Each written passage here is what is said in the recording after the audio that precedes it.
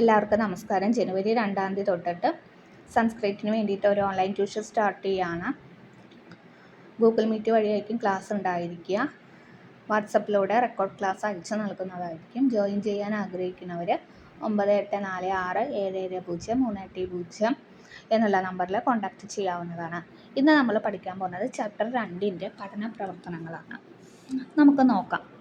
ഒന്നാമത്തെ നോക്കൂ. കഥാം പഠിത്വ മഹിളായാः ബാലകാനാം ച അഥവാ അധ്യാപകസ്യ ബാലകസ്യ ച മിതഃ സംഭാഷണം രചയിതു. എന്താണ്? കഥ പഠിച്ചിട്ട്, നമ്മളിപ്പോൾ പഠിച്ച കഥ പഠിച്ചിട്ട് മഹിളായാः സ്ത്രീയുടെയും ബാലകാനം കുട്ടികളുടെയും സംഭാഷണമോ അല്ലെങ്കിൽ അധ്യാപകൻ്റെയും കുട്ടികളുടെയും സംഭാഷണം എഴുതാനാണ് പറയുന്നത്. രണ്ടാമത്തെ ചോദ്യം നോക്കൂ. പാഠഭാഗത്ത് നിന്ന് ഭൂതകാല ക്രിയാപദങ്ങൾ ചിത്വ തിരഞ്ഞെടുത്ത് വാക്യങ്ങൾ രചിക്കാനാണ് പറഞ്ഞിരിക്കുന്നത്. അപ്പം നമുക്ക് 1-2 ചോദ്യങ്ങൾ നോക്കാം. അതിൻ്റെ ഉദാഹരണങ്ങൾ നോക്കാം. അഗരോധ് ഭഗവാൻ ബോധിസത്വ. അഗരോധാണ് ആദ്യത്തെ ഭൂതകാല ക്രിയാപദങ്ങളിൽ പെടുന്നത്. ഭഗവാൻ ബോധിസത്വൻ പൂർവജന്മങ്ങളിൽ ബഹൂനി പുണ്യകർമാണി അഗരോധ്. അഗരോധ് എന്ന് പറഞ്ഞാൽ എന്താണ്? ചെയ്തു എന്നാണ് പറഞ്ഞിരിക്കുന്നത്. അപ്പോൾ ഭഗവാൻ ബോധിസത്വൻ പൂർവജന്മങ്ങളിൽ ധാരാളം പുണ്യകർമ്മങ്ങൾ ചെയ്തു എന്നാണ് പറയുന്നത്. അപ്പോൾ ഭഗവാൻ ബോധിസത്വ പൂർവജന്മാസു ബഹൂനി പുണ്യകർമാണി അഗരോധ്. രണ്ടാമത്തെ വാക്ക് ആരംഭന്ത എന്നാണ്. ശിഷ്യന്മാർ ഗുരുവിൻ്റെ ഉപദേശം ഉപദേശം സ്വീകരിച്ച് സ്നാനം കർത്തും ആരംഭത കുളിക്കുവാനായിട്ട് ആരംഭിച്ചു. അവതത് മൂന്നാമത്തെ ഭൂതകാല ക്രിയാപദമാണ്.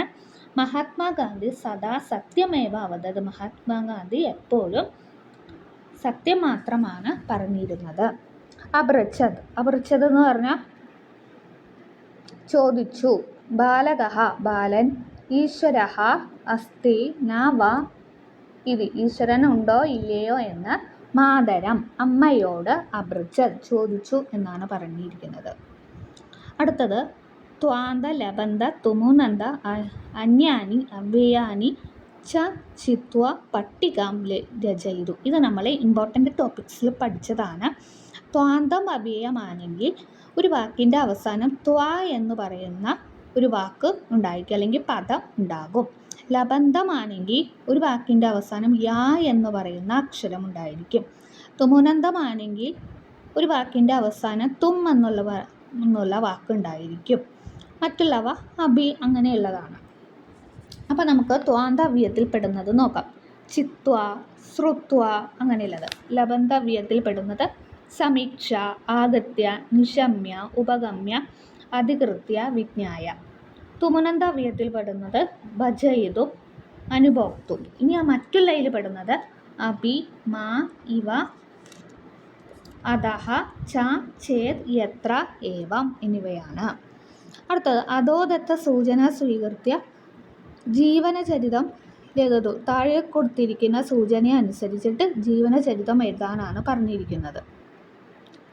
ഇനി നമ്മൾ അടുത്തത് പഠിച്ചത് ഏതാണ്? ഇമ്പോർട്ടൻ്റ് ടോപ്പിക്സിൽ പഠിച്ചതാണ് കർത്തവ്യം. പ്രത്യയങ്ങളെ കുറിച്ചിട്ടാണ് നമ്മൾ പഠിച്ചത്.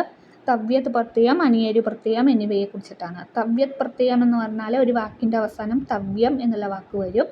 അനിയേരു പ്രത്യയമാണെങ്കിൽ നിയം എന്നുള്ള വാക്കുകൾ വരും. നിയം എന്നുള്ള വാക്കാണ് വരിക. അപ്പോൾ തവ്യത് പ്രത്യയത്തിന് ഉദാഹരണം നോക്കൂ. കർത്തവ്യം, സ്മർത്തവ്യം, ഗന്ധവ്യം, പൂജിതവ്യം, ഭോക്തവ്യം, ലഘിതവ്യം.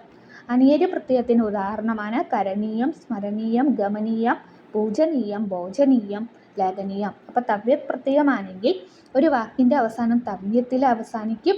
അനിയേരു പ്രത്യയമാണെങ്കിൽ നിയത്തിൽ അവസാനിക്കും.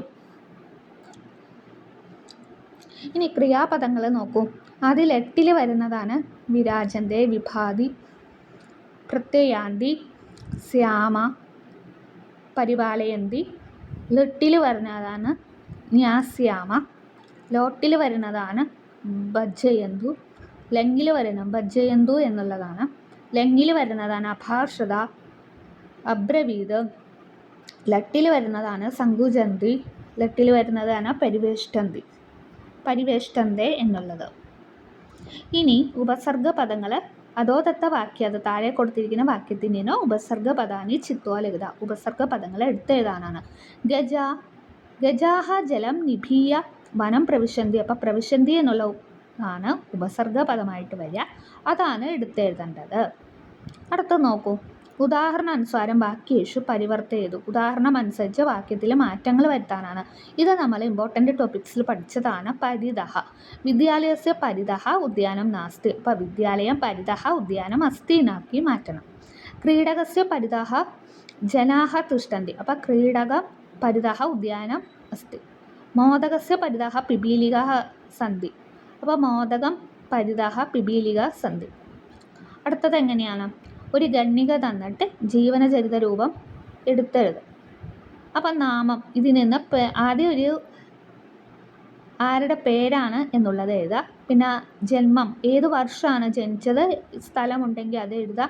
പിതരോ, പിതാവിൻ്റെ പേര് എഴുതുക, മാതാവിൻ്റെ പേര് എഴുതുക. ഹൃദയ, അദ്ദേഹത്തിൻ്റെ പ്രധാന കൃതികൾ എഴുതുക. അതേപോലെ തന്നെ അദ്ദേഹം വല്ല തർജ്ജമ ചെയ്തിട്ടുണ്ട്, സംസ്കൃതത്തിലേക്ക് തർജ്ജമ ചെയ്തിട്ടുണ്ടോ, അല്ലെങ്കിൽ മലയാള ഭാഷയിലേക്ക് തർജ്ജമ ചെയ്ത് അത് എഴുതി വയ്ക്കുക. മൃതികി, ഏത് വർഷമാണ് അദ്ദേഹം അന്തരിച്ചത്, അത് എഴുതി വയ്ക്കുക. അടുത്തത് ഉദാഹരണാനുസാരം വാക്യേഷു പരിവർത്തയതു. ഉദാഹരണാനുസാരം വാക്യത്തിന് മാറ്റങ്ങൾ വരുത്താനാണ് പറഞ്ഞിരിക്കുന്നത്. എങ്ങനെയാണ്? വരുണഃ ദ്വിചക്രികായം ഹിമാലയം ഗച്ഛതി. ഇപ്പം എങ്ങനെ എഴുതുക? വരുണഃ ദ്വിചക്രികായം ഹിമാലയം അഗച്ഛത്.